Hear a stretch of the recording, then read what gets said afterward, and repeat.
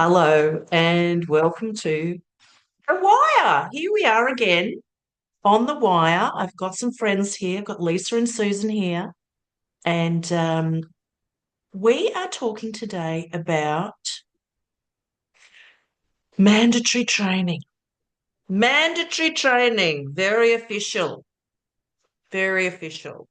So to make a respectful start to our workshop to our webinar, as always, I would like to acknowledge that I'm on beautiful Biripi country and acknowledge their elders, the keepers of knowledge, and their deep connection to the land and waters here. I am in my home town of Port Macquarie today on the mid-north coast of New South Wales. So welcome to you wherever you are watching from.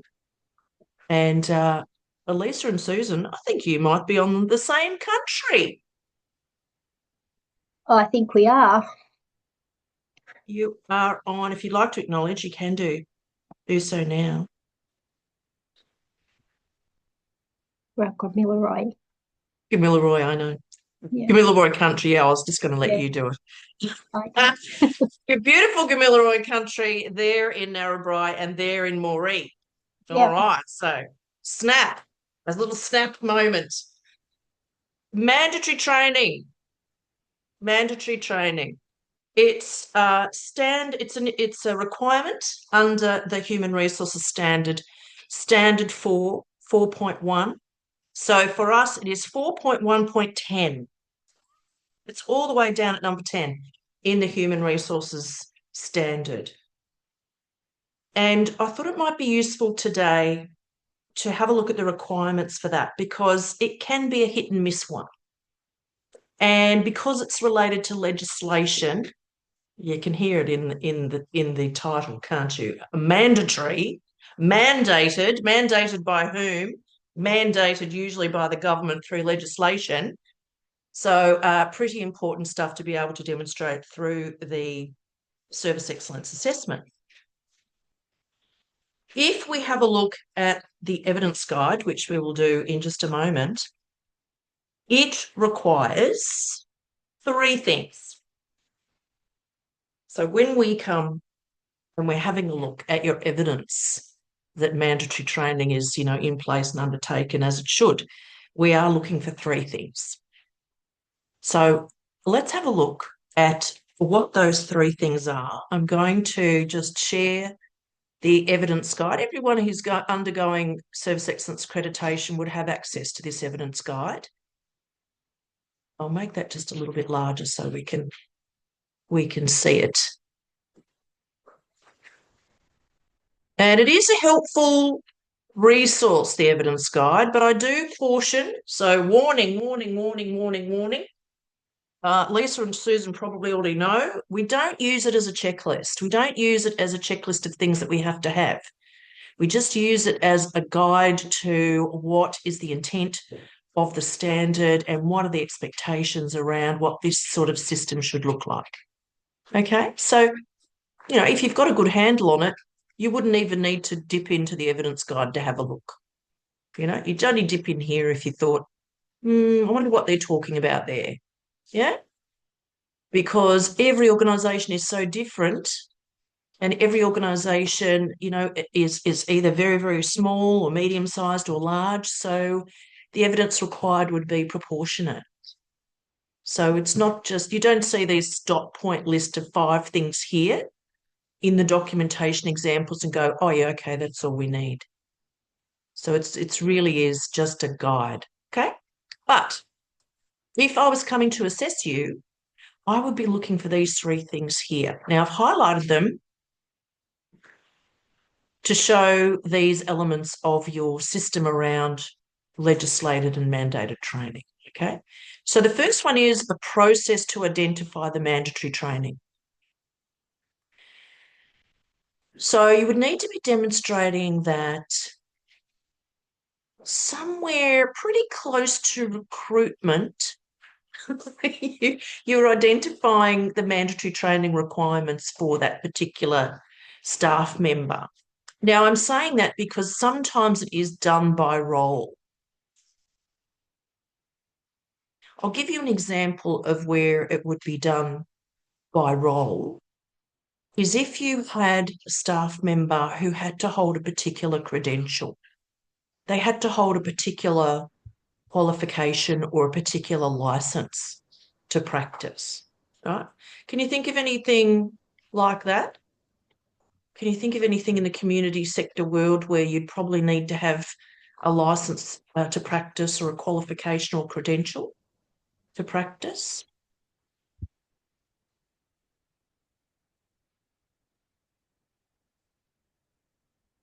So I'm probably wrong, but are you talking about, making sure everybody has a current working with children check and things like that? Things like that, definitely. Yeah, So yeah, that would be something you would probably have everyone undertake, or you might yeah, say our client facing staff will undertake that mandatory. We'll have to have that mandatory screening, but we yeah, don't require our board members to have it, for yeah, example. yeah. Yeah. And then So so we're just going through updating and refreshing and um, mental health first aid for people, that type of yeah, thing. great. Yeah, Great. And you have probably identified that as core, I'm going to say core training because I'm talking about the kind of training that you've identified in your organisation that all the staff are going to undertake, but it yeah. wouldn't be mandated, it wouldn't be No, legislated. Yeah. no. So I think that's just as important, and we will talk about that today as well. Okay. Because usually the systems that are tracking and monitoring legislated training or mandatory training, they're also tracking and monitoring that sort of core training, the training that you want everyone to undertake. So the same system would be used for both. But this first part of the requirement here is that you have a process to identify the mandatory training. So I would suggest you'd be doing that at the time that you're even advertising. You're sort of saying, we need someone with these minimum qualifications, for example, or we need someone who's got a license in this, or, so sometimes it will be identified there. Other times it will be identified in the probationary period as part of the induction. At a minimum, what we would like to see is that it is documented in a policy or procedure. And the examples of the policy and procedure it might be documented in, depending on your size, could be your recruitment selection. It could be your professional development policy and procedure. It could be as part of your induction, the way that you've documented your induction. And the next part of this is that you maintain a register. And good practice would say that you have the staff members in your organisation, and then you've identified the training that you want them to undertake at the individual level. So that is probably the best practice there. But if you had at least a list of mandatory training and who had undertaken it, some way of monitoring, some way of having some oversight of who needs to do what and who has done it. All right. So sometimes where organisations don't meet this requirement is because they've got certificates of attendance of staff training in individual staff members' files. And that's all they've got. They've got no way of sort of tracking and monitoring it. So if you haven't got a register that shows the mandatory training, the people that have to have it, and some way of sort of ticking off when they have done it, then you probably wouldn't meet the requirement for this. You probably wouldn't meet this requirement. Because the last of the three things that I was talking about for this little system around mandatory training here is that you have records that do show compliance. So if it's mandatory training, we will have a look at the tool that you're using. It's probably a register, and we will want to see the level of compliance there. So we would want you to be able to show us that, you had 98% compliance, or that if you had 80% compliance, that you had a bit of a plan in place for how those other people were going to, go and get it done. So those three things. What's the process that you've got for identifying what mandatory training people need to do? Is that documented in a policy and procedure? The second one is, have you got a register that helps you to see where you're up to, helps you to track and monitor everything that's being done. And have you got a way of showing your assessor that, yep, everyone's compliant? Everybody's done what they are supposed to have done. Because it's usually a must do, this area, isn't it? It's usually something people must do. G'day, Karen. How are you? All right, can you hear me? Yes, Karen. Oh, sorry, I'm eating lunch and I didn't want to eat in front of everybody. Very nice. Glad you're Mm. here. Mm. My question is about the last line on that slide. Mm-hmm. Record show compliance with National Health and Medical Research Council guidelines for staff immunisations, which is not related to training and No, opens up a whole no, can of worms. it's not related to training, but it might be part of a program of mandated things that you need to have done in your organisation. Yeah, I mean, we have mandated vaccinations, which is, Yeah, cause people to not apply for work. But yeah. yeah, I was just interested that it was listed as part of training. It's a little failing of the evidence guide, I'm afraid, in that it's just too specific for its own good. So probably where I would put that, if I were writing this guide, I would put it under the work health and safety standard in the infection control section. Yeah, yeah, for Wouldn't sure. you? Yeah. Yeah. So I've highlighted record show compliance because that's a pretty important part of the system, whether it's about vaccinations or whether it's about the mandatory training that people have to undertake. Mm. Now, the other good question to ask yourself here is when we're identifying our mandatory training requirements or our legislative, training requirements, how do we know what they are? The best place to draw down or to identify your mandatory training requirements from is obviously from legislation. So you'll probably have policies and procedures that say, people need to be doing this, so they need to be doing that. But the other place that you'll often find mandatory requirements is in your funding agreement, particularly around minimum level qualifications for certain positions, because you might be funded for this many Cert 4s or this many Cert 3s. Susan, I happen to know, leads an organisation that plays in the childcare, early education and care space, and they have to have certain levels of qualifications and ratios to be able to meet the requirements for their administrative, the administrative body is CEQA, isn't it, Susan, I think. So, those ratios around caring for children, that would be another one that you would have to be mindful of. The other ones are, where did I write this down here? Certain professions, such as social workers, counsellors, even financial counsellors, must be credentialed, meaning they have to hold a certain registration with a certain um, body or, organisation, a professional industry body. Sorry, let's get the words right, Marie.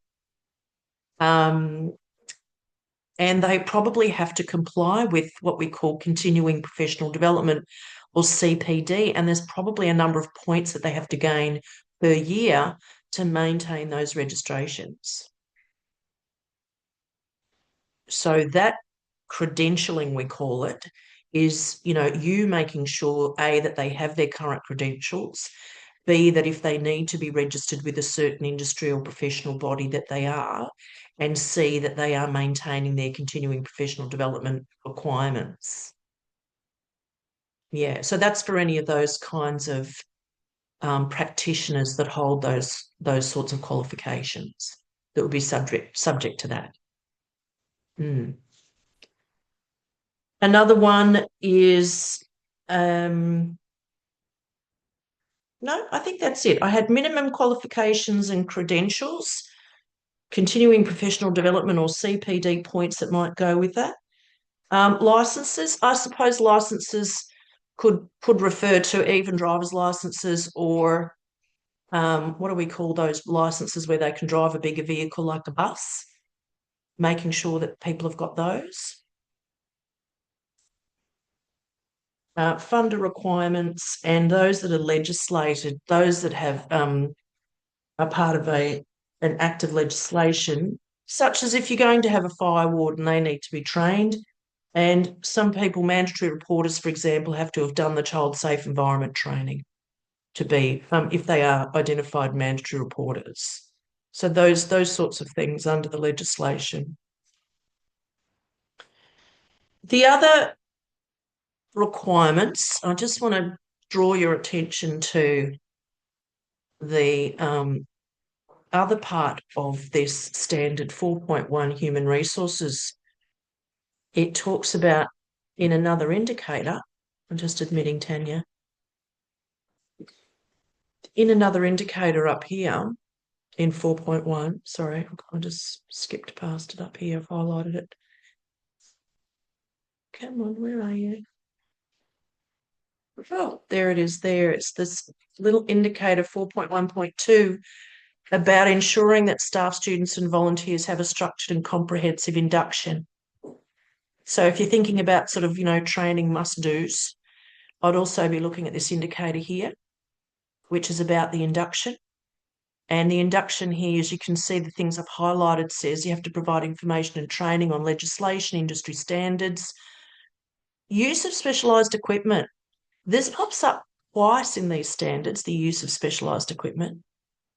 And it is something that we have a focus on at the moment because it is a new requirement in the work health and safety indicator, which we'll have a look at in a minute. So this use of specialised equipment, can you think of some specialised equipment that people would need to be trained on that you would have in your organisations?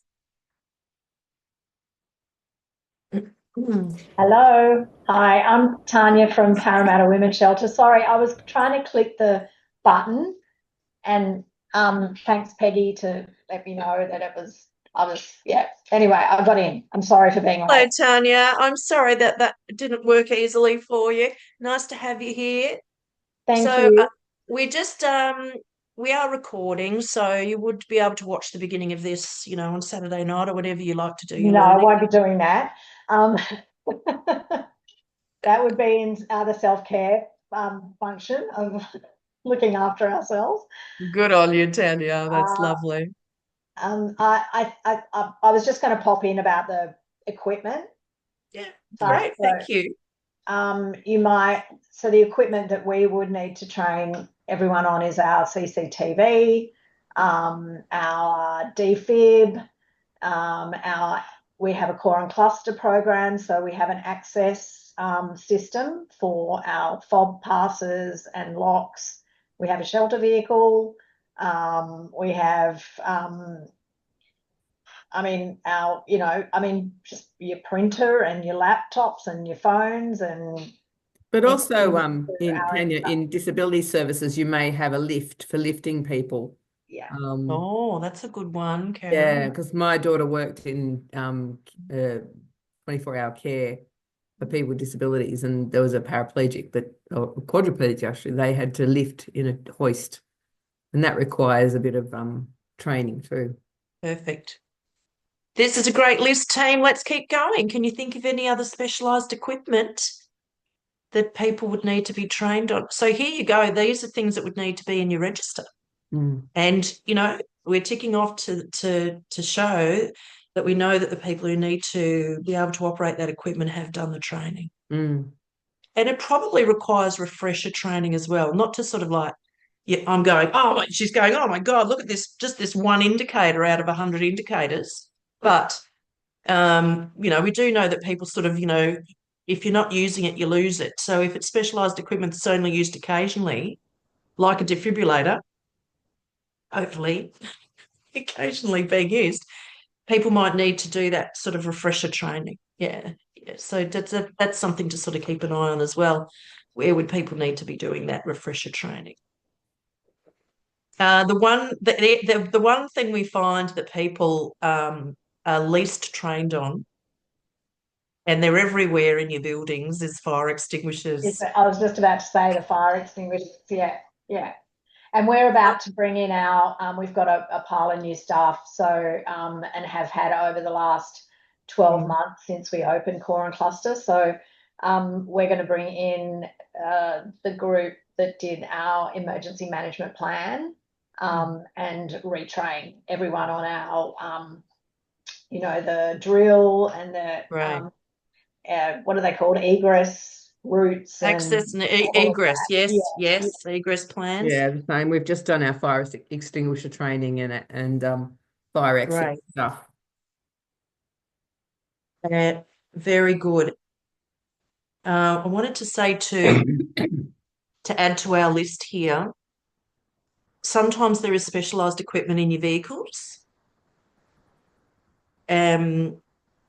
I don't want to say everybody needs to know how to use a jack because mostly you wouldn't be able to use a manual, thingo to get the nuts off a wheel these days because they're hydraulically tightened. But if you're doing remote travel, sometimes there's equipment in the vehicle that people would need to be able to use.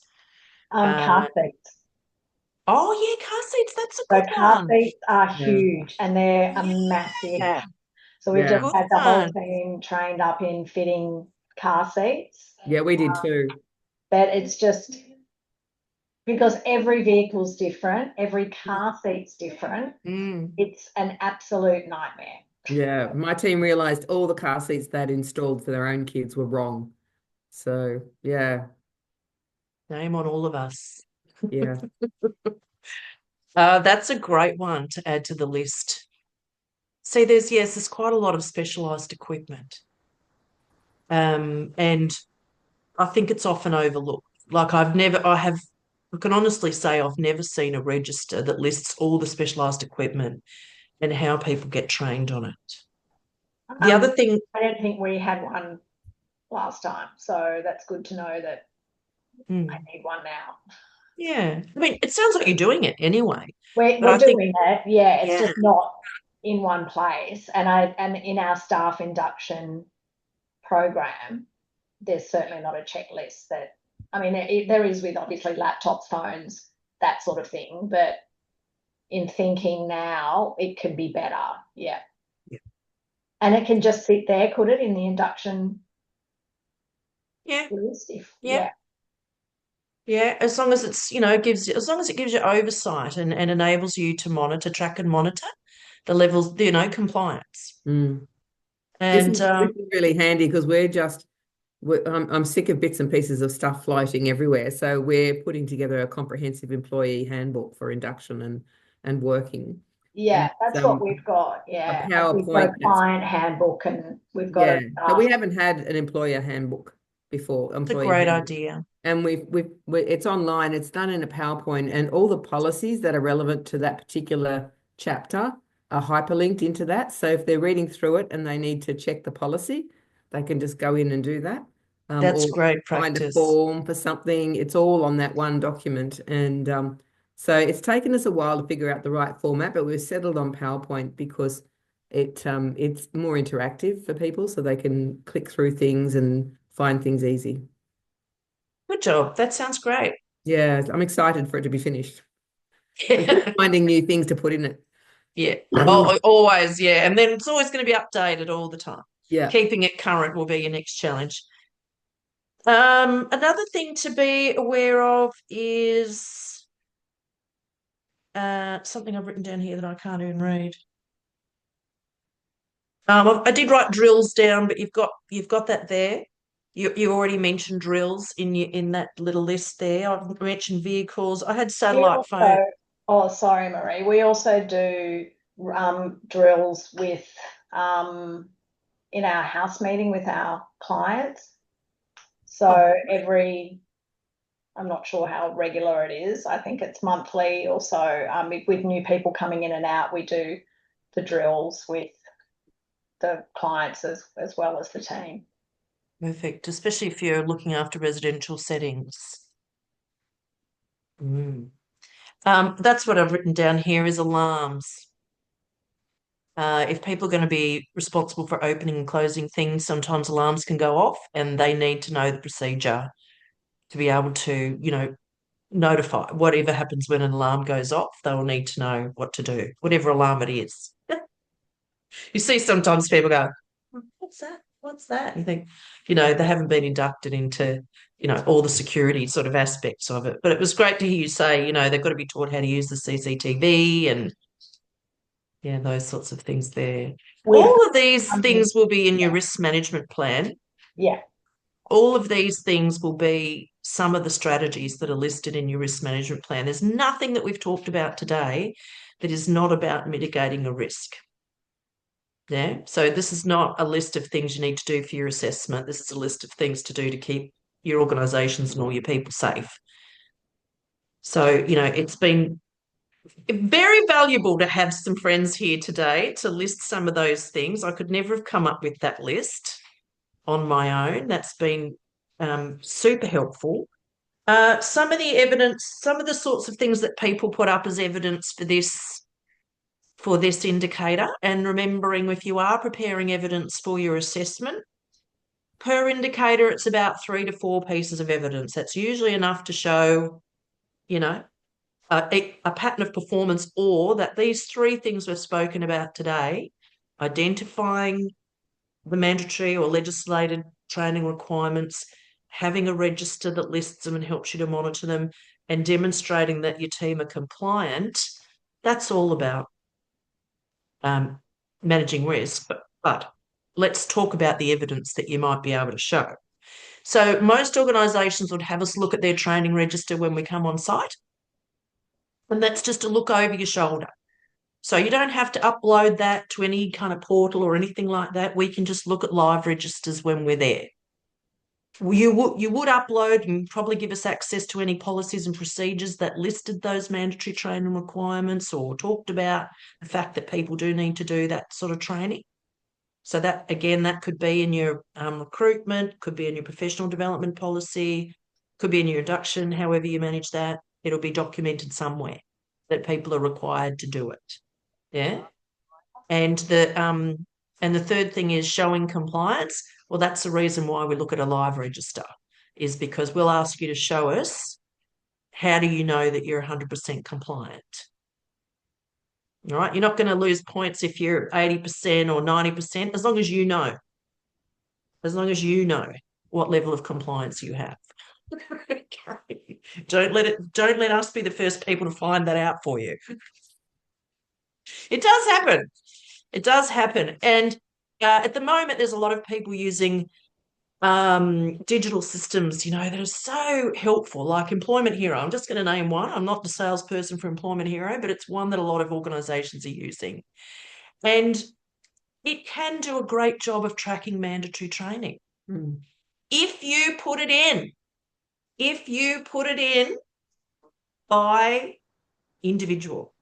Because if you don't put it in by individual, what it's doing is it's saying, well, all these people need to have done it, and half of these people haven't done it, and here's your graph. And it'll only show 50% compliance. So your systems are only good as what you put in them. They'll only help you if you go in there and do it to that detailed level. And so, a couple of organisations recently, they just couldn't tell what level of compliance they had. Because when we went through it, and I said, look, 50% of your people haven't done your mandatory training. Oh, but they don't have to do it. And they've just started and they don't have to do it. And they work out there, so they don't have to do it. And I was like, well, you can tell your system that. So that's just a little caution about using those kind of digital systems. They can only work if you properly implement them. But I think they're great. I think they're great to spit out a report on the level of compliance, that you could monitor it like that. That's great. But you won't lose any points if you've got an Excel spreadsheet, as long as you can see it. Any other questions about mandatory training? I'm just going to slide down to that other part of the evidence guide, the other little indicator that has that comment about specialised equipment, just so that you're aware of where that is. And I think it's 4.2 points. Ooh, I wouldn't want to guess. Haven't got a good guessing brain today. But I'm just going to nip on down here to 4.2, which is all about work health and safety. Marie, I'm just saying I'm glad this is being recorded because I have to bail at 2:45 because I've got another meeting that I need to get to. So Well, I'm Tanya, it's sorry for being late and leaving early, my bad, but this has been super helpful. But you won't miss a thing. We're almost done. This has been fantastic. Yeah, no, we don't. Well, less people want to stay in yarn. But here in 4.2, thanks for letting me know, Tanya. That's kind. 4.2.3, a work health and safety system includes all these things. There's a lot of things in this little list here. And in this version 9.1 of the standards, this little addition here is a new one. Employee training, including specialised equipment. Okay, so that's new. So whenever anything pops into the standards as a new indicator, it is something that the owners of the standards keep an eye on. So they look at our reports and they go, have they made sure they checked that people are trained on using specialised equipment? So they're looking for our finding on that.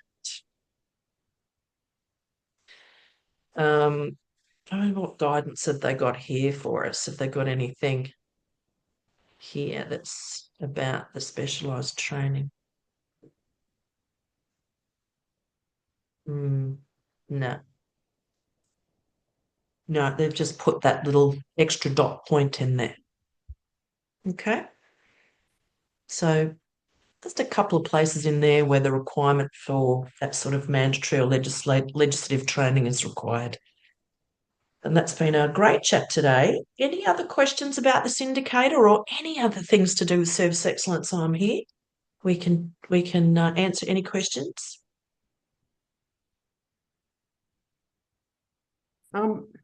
I sort of have a question around how much we're responsible for training around professional practice, because we ask for a social work degree, but obviously if they're freshly minted out of uni, they're not going to have really strong skills in certain areas. But like, what guidance is there, or what assistance is there in terms of casework practice, like a practice framework and supervision of that? Because we're sort of flying by the seat of our pants and introducing people and that sort of stuff. But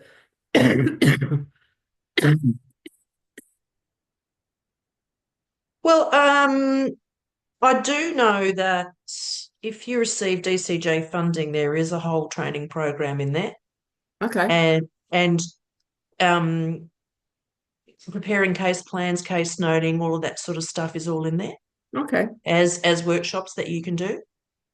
And as a funded organisation, you would get access to send your people along to those. And I do know they even welcome board members. So I'm not saying for that topic, but I just want to say in general, they even welcome board members to attend those trainings. So that's for SHS training, but I haven't seen TEI training. Oh, so TEI is separate. TEI. So that might be something that you talk with your TEI counterparts about, because there might be some funding available across your region for professional development. Usually there's a lead agency that holds some of that funding. And I know that Lisa and Susan both work with TEI programs. So do you know anything specifically about that? Is there any money around for PD, for TEI? Can I ask what TEI is? Targeted early intervention for families. Funded program. Right. I haven't seen any of the free training through MTS, through DCJ on targeted early intervention. But I think if you look at the individual trainings that we look at in terms of the ones that we send our caseworkers on, we pay for ECAV training, for the ECAV 4-day domestic and family violence comprehensive training. It's paid training, but that's mandatory for all of our caseworkers. And then there's all the child protection ones that are listed that we either deemed mandatory or optional, depending on that area of interest. I don't know if it's helpful, but yeah. Yeah, I mean, we have sent TEI staff along to SHS because we have SHS as well. I was going to say, I reckon you could get in on that. Yeah, we have. Yeah, we've just had a bit of a rotation of staff recently. So, yeah. Well, that's what I know about. But the sort of stuff that we look for as assessors is that everybody, and particularly new starters, do have a professional development plan in place. And what we usually find is a lot of we find a lot of strengths around the probationary period. Yeah. We find a lot of strengths in PD planning there for new starters. So, you know, that's the sort of thing that should be listed if they're going to be able to learn the things they need to be effective on the job that they haven't learned at uni. Then that could be part of your core training, you know, your it in-house is. core It's just training. we have to pay for it because it's not always available. I mean, especially as a regional town. Yeah. Well, Karen, what I see in other regions sometimes is organisations get together Yeah. and they hold something in the region. Everybody comes, they have a nice lunch, and sometimes they invite me and we kick balloons around. That sort of thing can happen. Yes, I have So- done that. No, I have done that a couple of times, but I feel like I'm the only one. Well, I don't like to hear that. Well, I'm Yeah. glad it's you. I'm glad that you are doing that. But that would be something that could be helpful. Yeah. And that would tick off a few other indicators as well, Karen.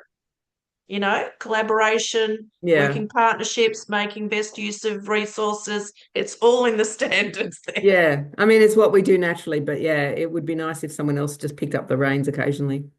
Absolutely. I agree. How's that feeling for everyone? It's been so helpful having you all here. Thank you very, very much for attending today.